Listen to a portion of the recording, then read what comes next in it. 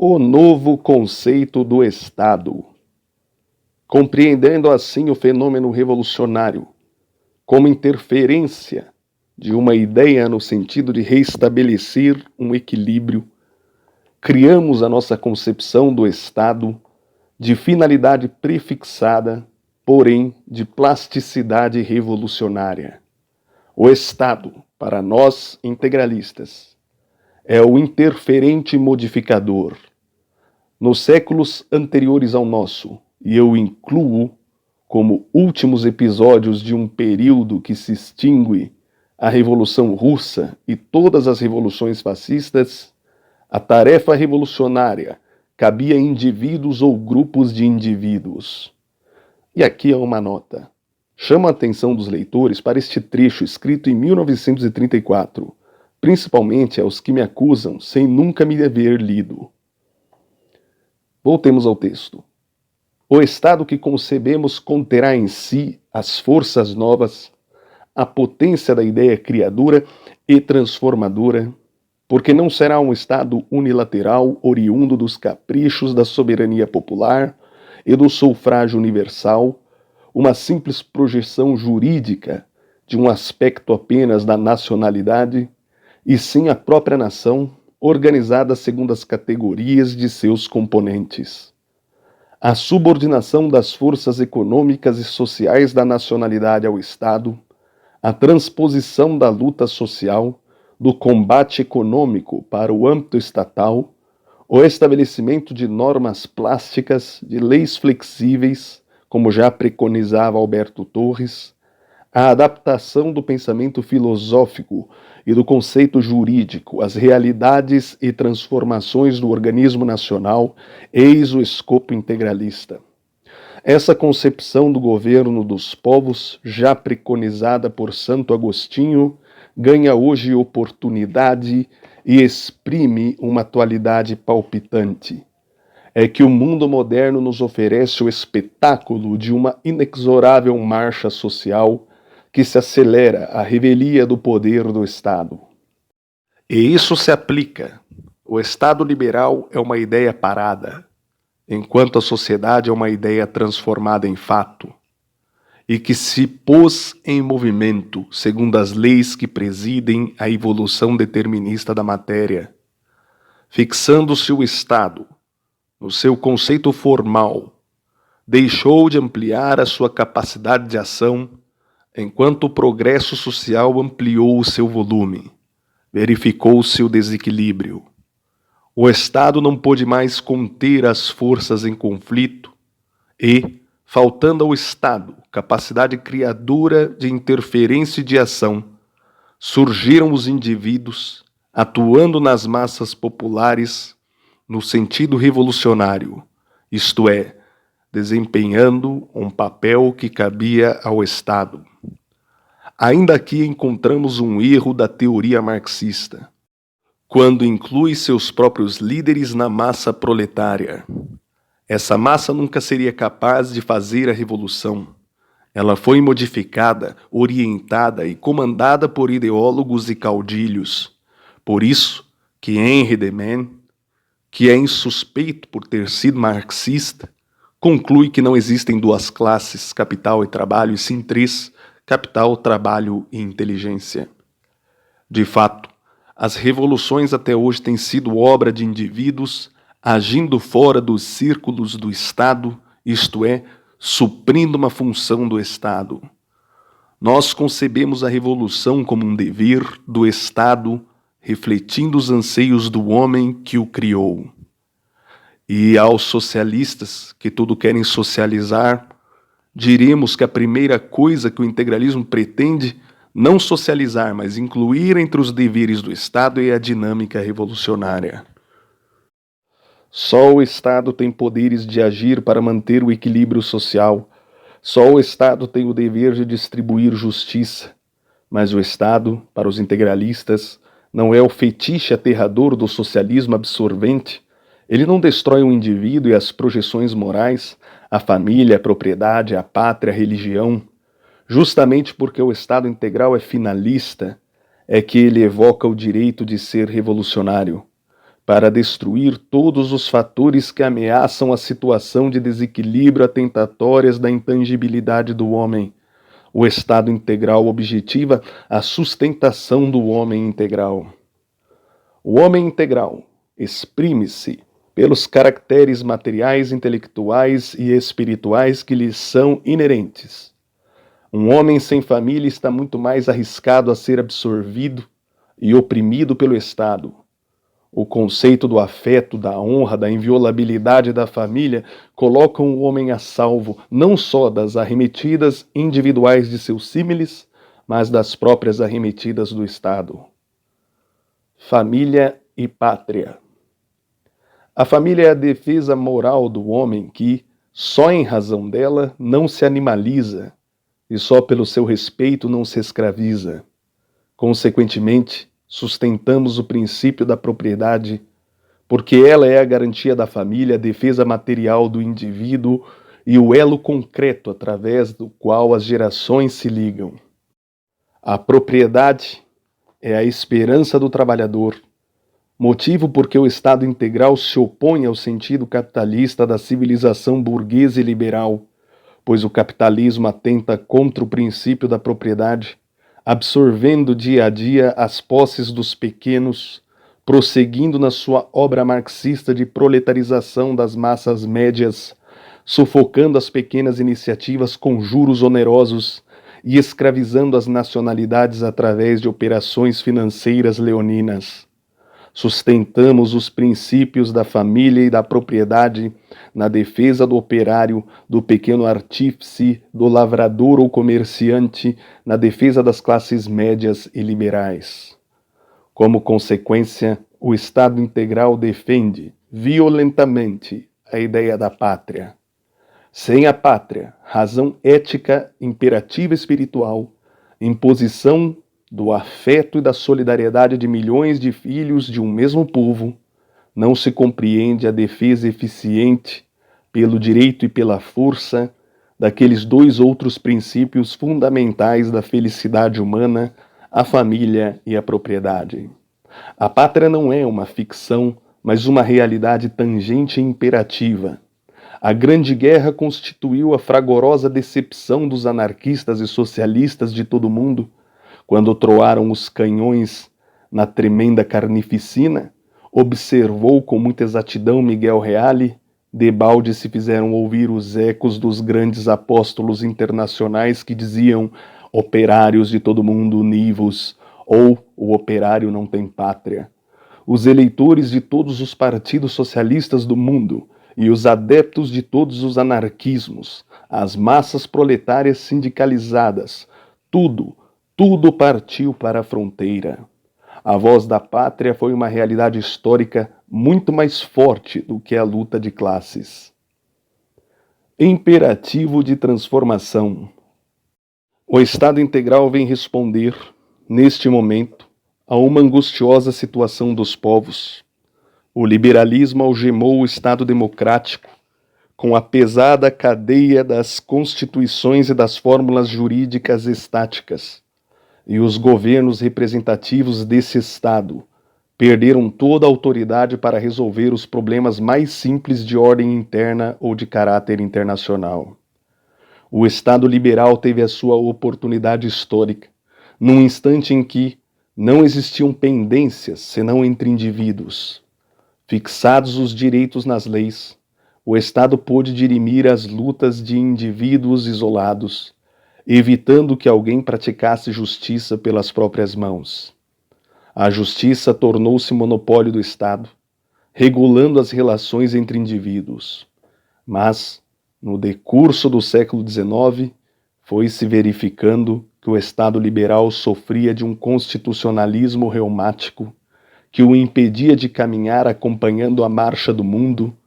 A justiça abrangia limites exíguos e fenômenos muito simples, os quais ganharam extensão e complexidade. Tinha ficado fora da ação do Estado o fenômeno econômico, o desenvolvimento dos grupos sociais. A revelação da existência dessas novas categorias teve o século XIX, já na sua primeira metade, com a organização na Inglaterra da Trade Unions, ou Reunião dos Operários. Surgiram, por outro lado, entre os detentores dos meios de produção, as organizações capitalistas internacionais, os grupos financeiros, que adquiriram uma autonomia cada vez maior.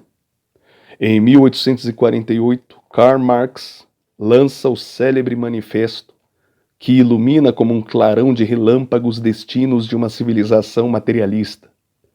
A constituição dos sindicatos proletários foi se alastrando pela Europa inteira.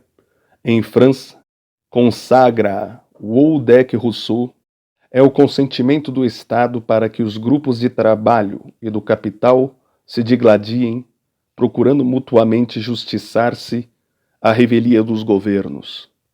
A luta de classes é o cartel do século. O sindicalismo torna-se revolucionário no sentido marxista, vitalizando-se sobre o impulso da concepção de Sorel, baseada nas leis do evolucionismo e do transformismo determinista. O Estado liberal moribundo.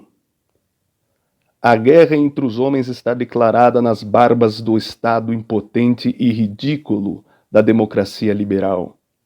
O capital e o trabalho, na sua luta desenfreada e egoística, não conhecem autoridade. Chegamos, no fim do século XIX, a uma situação curiosíssima. Possuímos um direito para o mundo antigo e estávamos vivendo no mundo moderno. Como nos casos de desequilíbrio orgânico, o mundo estava sofrendo de insuficiência jurídica. O Estado atrofiara-se, conservando-se como um crânio de microcéfalo para um corpo de gigante. O Estado, afirma Engels, referindo-se ao conceito estatal da democracia burguesa, abre aspas, não será suprimido, ele se extinguirá por si mesmo, fecha aspas. A consideração do novo fenômeno social, que era o aparecimento dos grupos econômicos, não inspirava ao Estado senão medidas empíricas de assistência e filantropia. Quando o Estado se inquietava diante das greves e demonstrações proletárias, a burguesia oferecia-lhes as ideias altruísticas com que mascarava a sua opressão aos trabalhadores, montépios, caixas de pensão, creches, hospitais. Era o sentido filantrópico das leis, correndo paralelo ao sentido das iniciativas particulares, através das quais o capitalismo burguês se desobrigava dos crimes praticados contra a multidão sofredora. Essas ridículas atitudes do Estado são comparáveis aos gestos altruístas das damas da alta plutocracia, fingindo sentimentos de religião e piedade, ao realizarem chás dançantes e quermesses, tômbolas e recitais de puro exibicionismo burguês em benefício de necessitados de um paupérrimo criado e mantido pelos próprios crimes de uma sociedade em que se consente a exploração do homem pelo homem. Em última análise, essa magnanimidade exercida à custa do bolso alheio não passa de uma camuflagem. Habilmente exercida pelos opressores das massas trabalhadoras, pelos desorganizadores da família proletária, pelos que atentam contra os princípios sagrados do dever à vida e à expansão afetiva, sentimental e intelectual da criatura humana. Na atitude do Estado, que precisa socorrer-se de expedientes filantrópicos, encontramos o espírito também filantrópico das leis que, à semelhança do elmo de Alberico, celebrizado no, abre aspas, Ouro do Reno, fecha aspas, de Wagner, tinha por fim manter em estado de escravidão assalariada as multidões de trabalhadores, como novos anões de Nibelungen. Toda a legislação do Estado liberalista em relação às questões sociais não passa de cafeaspirina para as dores de cabeça das nações, meros tratamentos sintomáticos de enfermidades profundas. Dessa maneira, a luta prossegue, tornando-se o Estado simples espectador. Ele vai perdendo, dia a dia, até a sua capacidade política.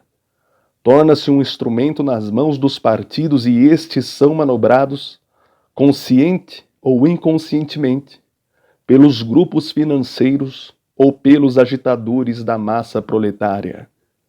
São os grupos financeiros que governam realmente os povos, iludindo-os com a prestidigitação dos rumos e embates partidários, explorando sentimentos populares. Em nosso próprio país temos exemplo disso, porque, em relação a vários acontecimentos da política brasileira, podemos repetir a grande e eterna frase, abre aspas, há entre o céu e a terra mais mistérios do que sonha a nossa vã filosofia, fecha aspas. Com sentido na organização dos capitalistas de um lado e dos operários de outro, assegurando-lhes o direito de guerra, abstendo-se de intrometer-se na organização social, segundo uma finalidade pré-estabelecida, repugnando intervir na economia quando indivíduos ou grupos de indivíduos burlam as leis naturais, o Estado liberal consagra o direito das classes de fazerem justiça pelas próprias mãos, atentando assim contra o princípio fundamental que rege, no próprio Estado liberal, as relações entre os indivíduos, porque a classe é uma reunião de indivíduos os quais não podem, dentro dela, fugir às sanções do Estado. Entretanto, o Estado liberal, querendo timidamente enfrentar o problema, não fez mais do que agravá-lo, quando pretendeu regular a existência dos sindicatos. Tomando a estes como entidades apolíticas, o Estado liberal incorre no erro oposto ao que havia já ocorrido em relação ao indivíduo isolado, que passou a significar nas democracias o cidadão cívico, cujas necessidades materiais o Estado ignorava. No caso dos sindicatos, deu-se o contrário. O Estado abstraiu das faculdades políticas para só considerar interesses econômicos. E, do mesmo modo como o homem cívico foi agir à revelia do Estado, na conquista da subsistência, vendendo o voto, também o sindicato foi agir à revelia do Estado nas conquistas políticas, deixando-se escravizar pelos líderes bolcheviques. É que o Estado liberal esqueceu-se de que o sindicato tem não só um caráter econômico, mas um caráter ético e uma função política. E temos o contrassenso liberal. Ao cidadão, deves votar e morrer de fome. Ao sindicato, terás representantes de interesses materiais, mas não serás político, porque não tens alma nem civismo. Fecha aspas. É sempre assim. O Estado liberal não concebe os fenômenos em conjunto, vê as coisas de um modo incompleto. Daí a situação criada pelo liberalismo sindical, o desenvolvimento mais rápido da evolução marxista da sociedade. A fraqueza e insuficiência do Estado liberal democrático manifesta-se em todos os sentidos e principalmente nas relações internacionais. O mundo sofre hoje de falta de ordem, enquanto a justiça, em relação aos indivíduos isolados, é monopólio do Estado, a economia é o monopólio de uma classe que se superpõe ao Estado. A velha economia, baseando-se ainda numa concepção estática da moeda, não pode conter o dinamismo da produção, que a técnica acelera numa progressão geométrica. É o carro de bois querendo apostar corrida com o automóvel. A organização financeira do mundo atual é um constante ridículo com a organização econômica. A moeda é insuficiente para as consequências da racionalização e a taylorização das indústrias, insuficiente para as consequências dos progressos técnicos. Torna-se um entrave ao sistema das trocas. É o mobiliário velho atravancando uma construção nova. Mas o Estado liberal democrático nada pode fazer, porque algumas leis econômicas e financeiras do século passado o algemam completamente.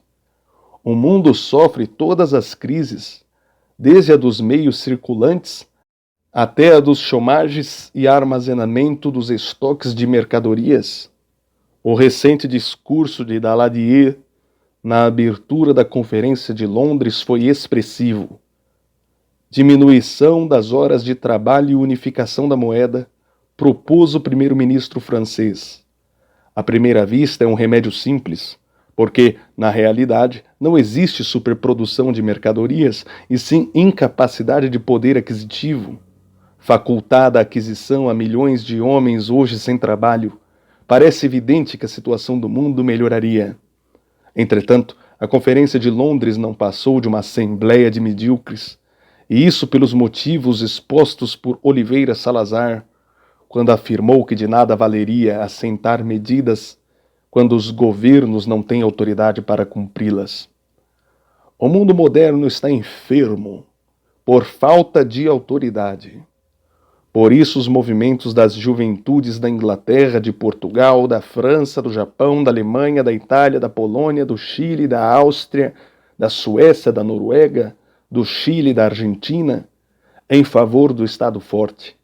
Por isso, ainda a última crise na política francesa, o valioso depoimento de Lloyd George, que declara morto o liberalismo, de Cassius, de Tardieu e de Bucourt, que anunciam a morte do Estado liberal democrático.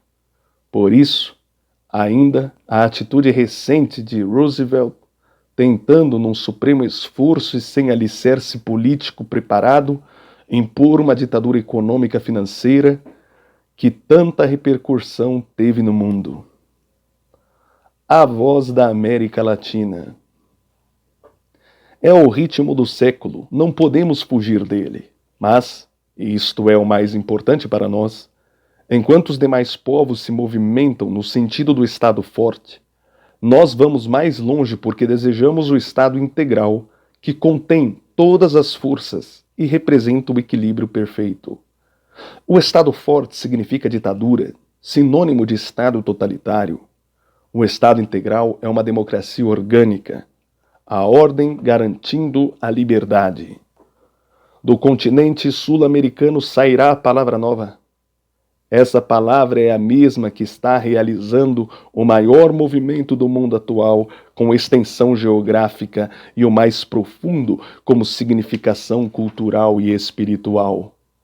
No limiar do século XX, alvorece a civilização atlântica.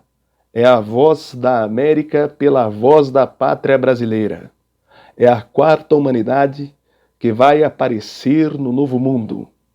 Em 1914, antes da Grande Guerra, Farias Brito profetizou o advento do integralismo brasileiro escrevendo estas palavras, abre aspas, ouve-se como que o ruído de uma música distante, a harmonia longínqua de um canto de guerra, como a anunciar a invasão de um exército salvador, em campo de batalha, onde já começavam a fazer sentir os efeitos desastrosos da desolação e do terror, a previsão e certeza da vitória do inimigo.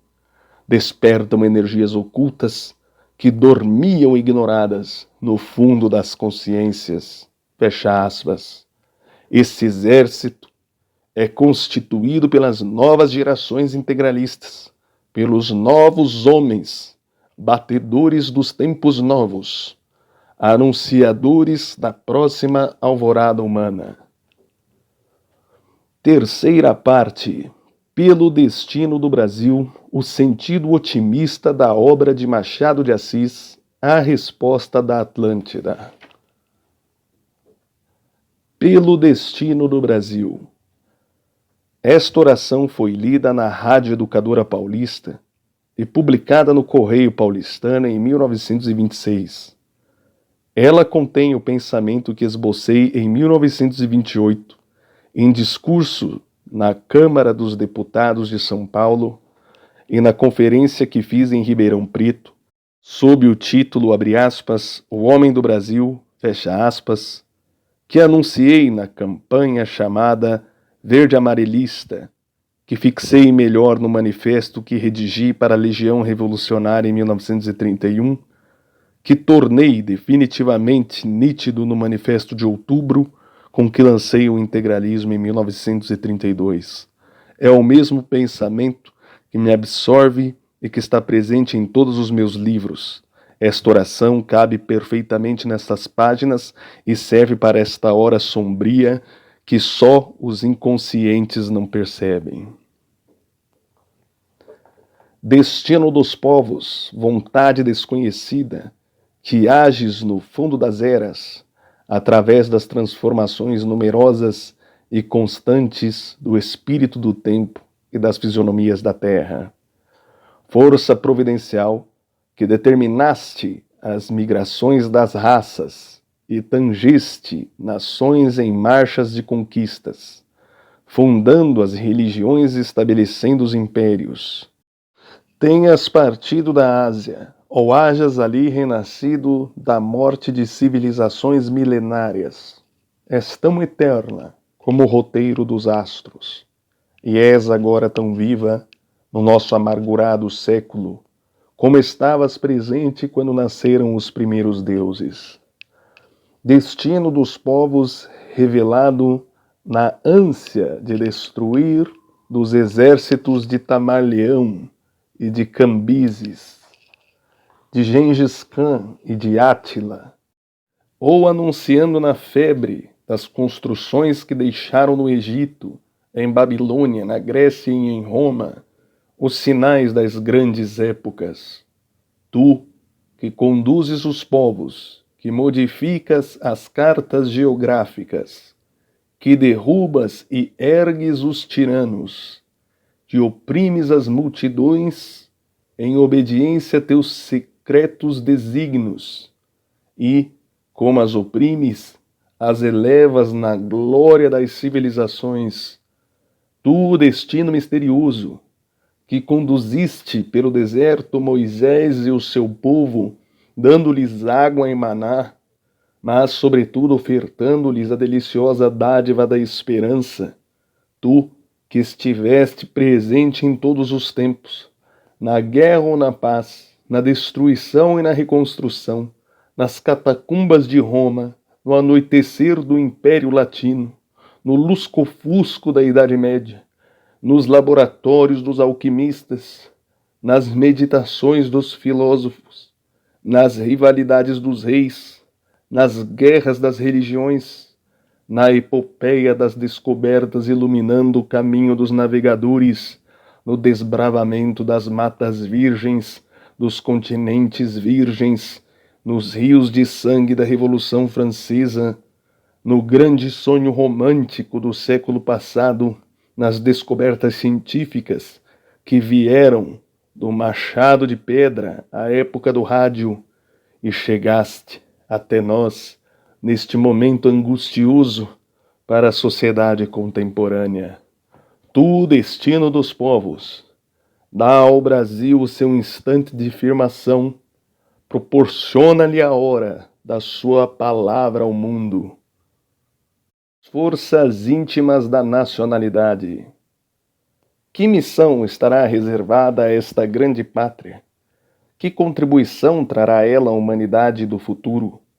Tudo nos indica que se desafogarão em nós, e aqui desaparecerão todos os ódios de raças ou de religiões, de classes ou de nacionalidades, e um tipo de humanidade melhor poderá surgir na Terra Jovem.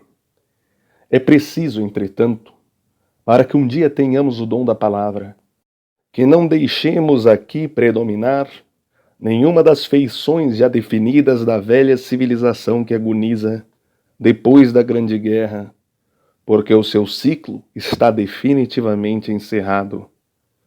É necessário que o brasileiro se expanda de forma que não se anulem, sob as influências cosmopolitas, as forças íntimas que estão no recesso do seu espírito e são a garantia da sua própria personalidade.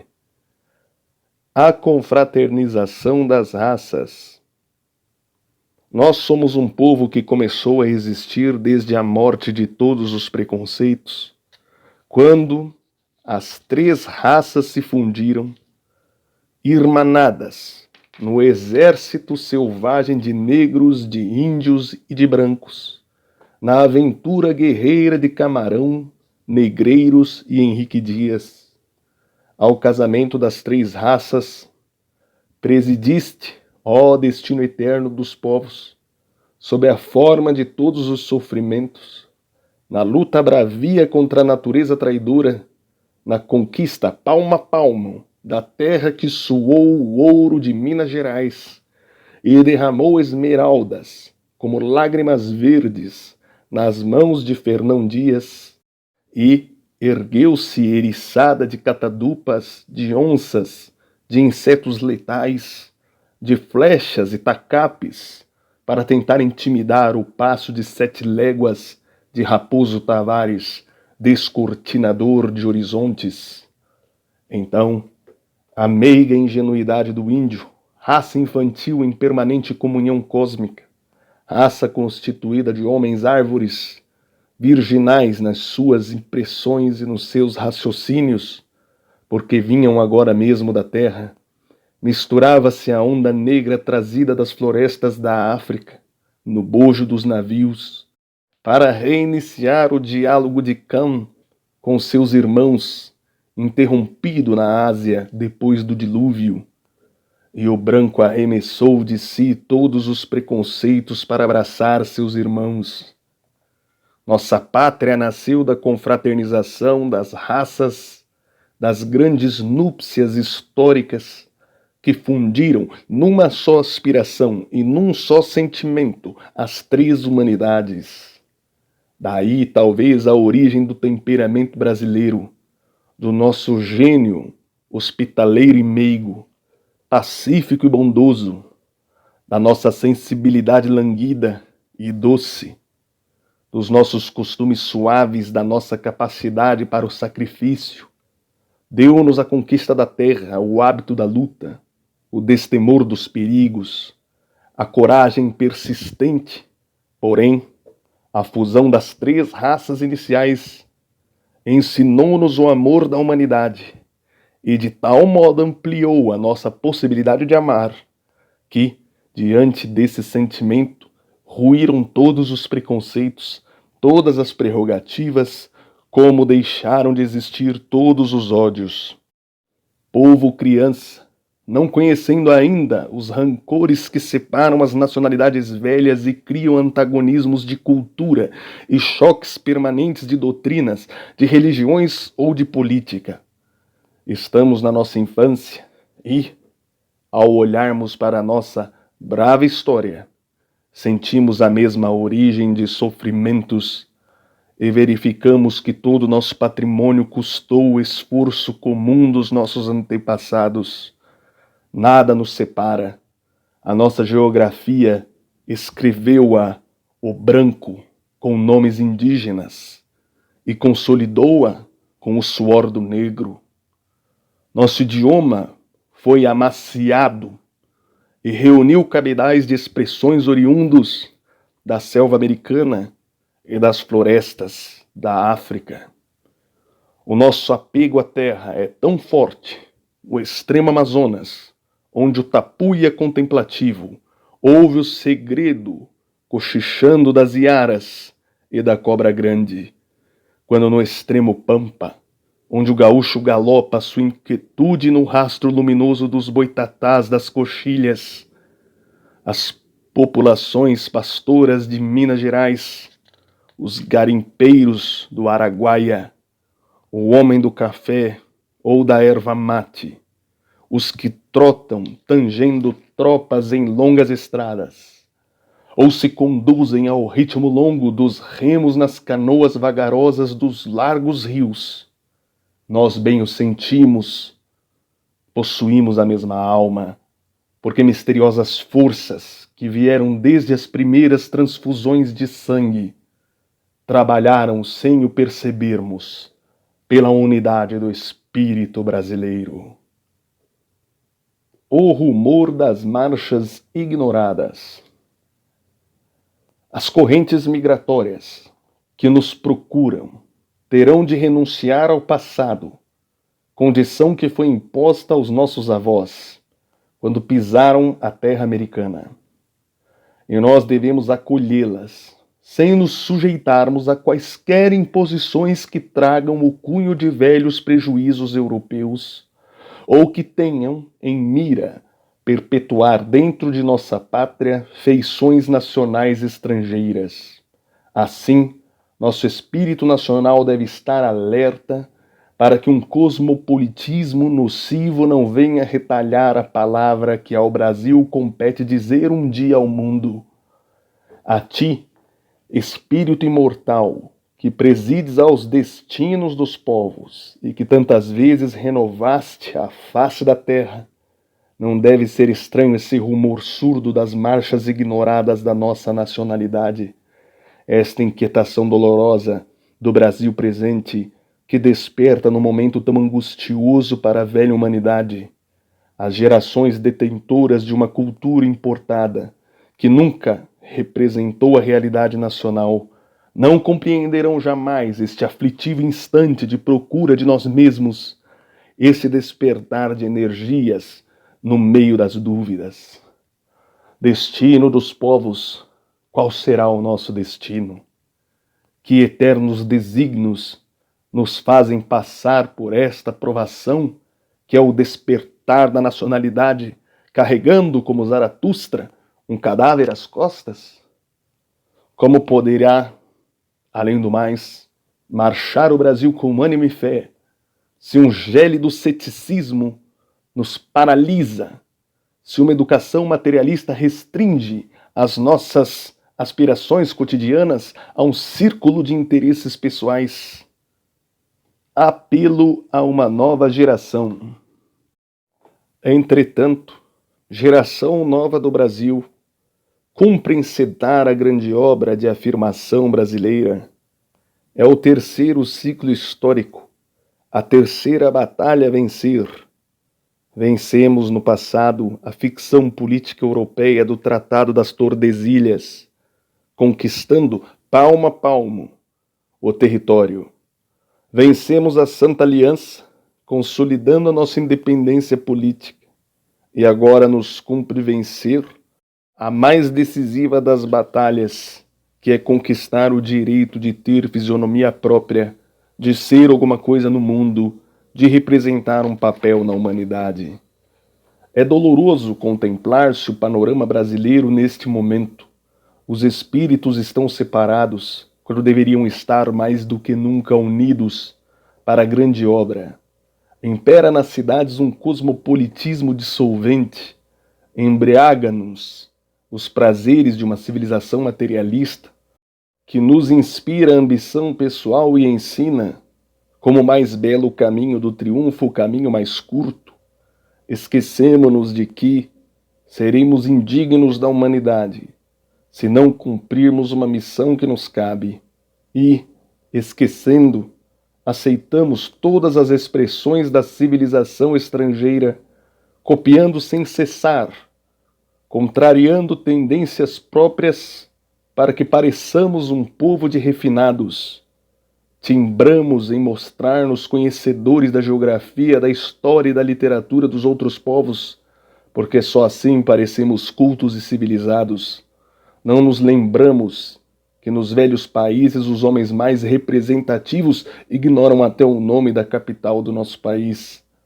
Orgulhamo-nos de mostrar ao estrangeiro a cidade mais iluminada do mundo, porém, o imenso país é para nós uma grande noite, porque nele nada queremos enxergar. É no meio dessa sociedade fútil, no meio desses letrados que conhecem o grego e o latim, a história das línguas e os clássicos, desde Sófocles a Racine, mas que ignoram completamente a realidade nacional, no meio das correntes imigratórias, que trazem para aqui, como uma projeção do velho mundo, feições que tentam conservar, e é, sobretudo diante de uma nação plena de elementos de afirmação, mas abandonada pelas classes cultas, que a nova geração brasileira tem de trabalhar reunindo todas as forças da nacionalidade que nela residem para completar a batalha dos nossos maiores. A batalha da mocidade. Esta batalha será vencida custe o que custar.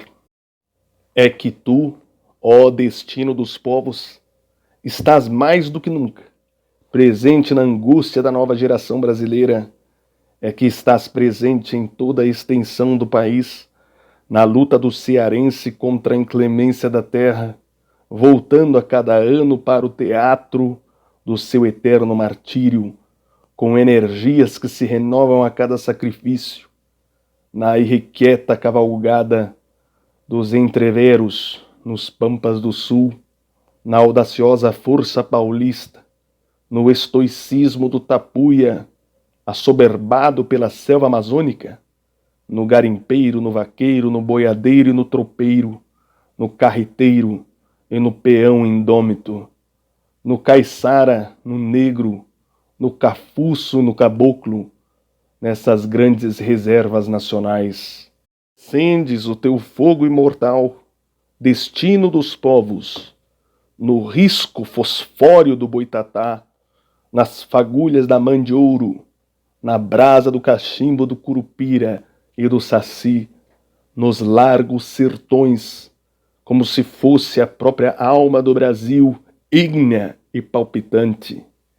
Vieste da nossa história, vives na nossa terra, és a meiguice das mães brasileiras, és a bondade do rude homem do Brasil, és o ritmo das nossas canções tristes, és a volúpia dos nossos machiches e cateretês, compasso trágico dos sambas, voz de violas, de urucungus, nas noites quentes dos trópicos, e quando o jangadeiro afronta as ondas do mar bravo, ou quando o caudilho rompe as florestas na marcha guerreira e o jagunço campeia um novilho nas disparadas pelos abismos das caatingas, estás presente, ó Espírito imortal, que traças os destinos dos povos sobre a face da terra. Por isso, a geração nova do Brasil não teme fracasso na luta, porque ela está procurando interpretar todas essas vozes, todos esses rumores, sinais da presença de um povo para que constituam um dia a voz clara e definida do seu grande país.